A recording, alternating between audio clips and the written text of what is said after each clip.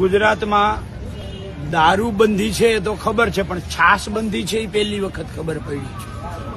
ગુજરાતમાં ખુલ્લેઆમ દારૂ વેચાય છે અને છાસ વેચવાવાળા માલધારીઓને પકડી લેવામાં આવે છે. દ્વારકા નગરપાલિકાની અંદર જે હોટલો છે, જેના ગેરકાયદેસર બાંધકામ છે, જેના ગેરકાયદેસર પાર્કિંગ છે, જેના ગેરકાયદેસર બહાર જનરેટર છે, એમને કોઈ ના પાડતું નથી. અને એક લારી ગલ્લાવાળો છે, પાથરણાવાળો છે, જે પોતાનું રોજે રોજનું પેટીયું રડે છે, એવા લોકોને 10-10 દિવસથી ધંધો કરવા દેવામાં આવતો નથી. એવા લોકો જે છે એમની રેકડીઓ ઉપાડીને નાખી દીધી છે. એનો માલ ખાલી કરવાનો પણ સમય આપવામાં ન આવ્યો.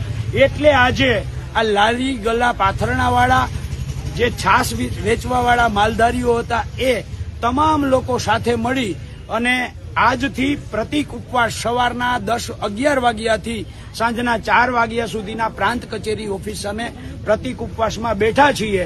અને આશ્ચર્ય અને દુઃખની વાત તો એ છે કે આ સરકાર જે દરિયા કાંઠે ઊંટ લઈ અને પ્રવાસીઓને જે ફેરવે છે, એ ઊંટવાળાઓના ઊંટ લઈ જઈ, એના કાઠિયા લઈ જઈ અને 500 રૂપિયા પાછલા દરવાજેથી વસૂલ કરી અને પરત આપ્યા છે.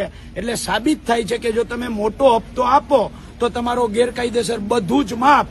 જો તમે હપ્તો ના આપો તો તમે કાયદેસર ધંધો ના કરી શકો.